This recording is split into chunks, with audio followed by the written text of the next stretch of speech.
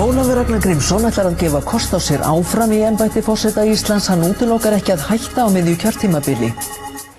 Ólafur Ragnar Grímsson ætlar að gefa kost á sér áfram í embætti forseta Íslands. Ólafur tilkynnti þetta í dag en hann útilokar ekki að láta af embætti á miðju kjörtímabili þegar stöðugleiki hefur skapast í stjórnskipan og stjórnarfari landsins. Höskuldur Kári Schram segir frá.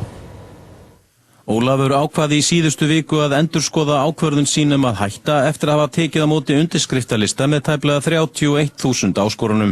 Ólafur segir meðal annars að ríkjandi óvissa með stjórnskipan lýðveldisins og stöðu forsetans valdi því að hann hafi ákveðið að gefa áfram kost á sér. Þá höfðuðu menn til þess að það væri svona vissan hátt skylda mín, eins og margir orðuðu það, að fara þá ekki af velli við þessar aðstæður, heldur skapa þau skilyrði ef það væri vilji þjóðarinnar að ég stæði þessa vakt eitthvað enn í ljósi þessar óvissu, en jafnframt setji þann fyrirvara skýrt í yfirlýsingunni að þegar óvissunni verður eitt vonandi fljótlega á næstu misserum innan örfára ára að þá muni þjóðin sína því skilning ef að ég tel þá rétt líka með tillit til þessara röksemda sem beitt nú að ég hverfi þá til annarra starfa áður en að kjörtímabilinu er lokið og forsetakosningar fari þá fram fyrir en ölla.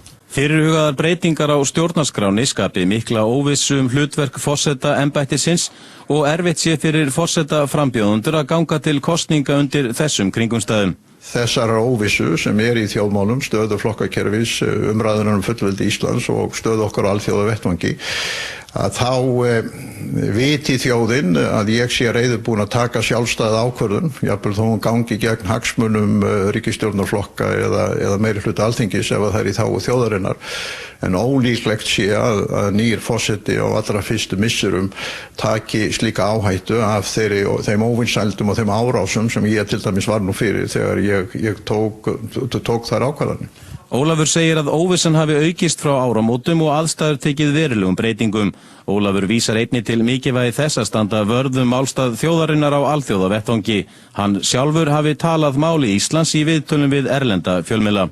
Treystir þú ekki öðru fólki til þess að sinna þessum verkefnum og standa vörðum þessa hagsmuni sem þú talar um? Jú, vissulega ger ég það. Og kannski er enginn gladari en ég ef að það myndaðist nokkur ríkur vilji þjóðarinnar á bakvið það að einhver annar myndi standa þessa vakt á næstu misserum og næsta kjörtímabili. Forsetakosningar fara fram 30. júní næstkomandi. Tveir eru þegar búnir að lýsa yfir framboði, Jón Lárusson, lögreglumaður og Ástór Magnússon, athafnamaður. Ólafur Ragnar bættist í þennan hóp í dag og að óbreyttu verða því 3 í kjöri í forsetakosningunum í lok júnímánaðar.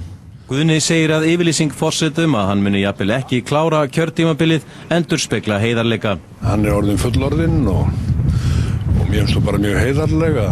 Hann opnar á það og segir þjóðinni frá því að hann er auðvitað búinn að vera lengi og það getur auðvitað gerst og þá er hann engan að svíkja heldur. Já, miðað við það hvað þessu forsetinn hefur tekið margar umdeildar ákvarðanir á þessu kjörtímabili, áttu von á því að nái góðu kjöri? Já, hann fær ekkert alvöru framboð á móti sér í það og verður kosinn með glæsibrag. Ólafur Ragnar Grímsson ætlar áfram að gefa kost á sér sem forseti, 5. kjörtímabilið í röð. Hann útilokar ekki að hann hætti áður en næsta kjörtímabil rennur út. Ólafur Ragnar Grímsson tilkynnti í dag að hann gæfi kost á sér til endurkjörs. Nái hann kjöri útilokar hann ekki að hætta áður en næsta kjörtímabil rennur út. Ólafur segir að óvissa í þjóðmálum og átökum fullveldi landsins hafi haft áhrif á ákvörðun sína.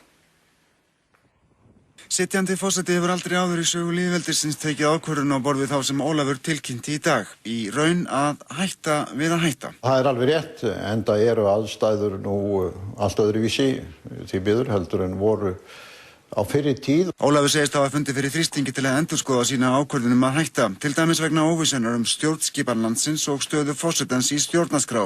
Á næstu misserum þurfum við að fá niðurstöðu, Alþingi þurfum við að lýsa sínu vilja. Vonandi verður þessari umræðu lokið einhver tíman á næstu misserum, þannig að það liggi skýrt fyrir hver stjórnskipun landsins á að verða til næstu framtíðar og hver staða forsetans verður í henni. Og þá gæti Ólafur hætt í embætti eins og hann segir reyndar í yfirlýsingunni. Hann biður skilning á því ná hann kjöri og ákveði svo að hverfa til annarra verkefna áður en kjörtímabilið úti. Það hefur aldrei gerst áður og myndi þýða að kjósa þurfti nýjan forseta fyrir það sem eftir væri af kjörtímabilinu. Ein ástæða þess að Ólafur ákveður að gefa afturkost á sér segir hann vera átökin fullveldi Íslands. Þar á hann við umræðuna aðild að Evrópusambandinu. Ég tel að forsetinn geti ekki setið hjá þegar kemur að því að taka ákvörðun framtíðarskipan fullveldis Íslands vegna þess að hann æðsti kjörni fulltrúinn sem það fullveldi hefur leitt fram á völlin. Hins vegar liggur ekki alveg fyrir núna hver spurningin verður þegar þessum viðræðum lýkur, en hitt ljóst að ég fyrsti forsetinn sem býr við það að framtíðarskipan fullveldis Íslands orðin alvarlegt dagskráraatriði. Gunnar Helgi Kristinsson, prófessor í stjórnmálafræði, segir það sérkennilegt að frambjóðandi óski eftir skilningi á því ef hann ákveður að hætta áður en kjörtímabilinu lýkur. Það hafi aldrei gerst í forsetakjöri og tíðkist almennt ekki í kosningum. Nei, þegar ég hef tekið þá ákvörðun að bjóða mig fram og bjóða mig fram til 4 ára, gerir það alveg skýrt til 4 ára.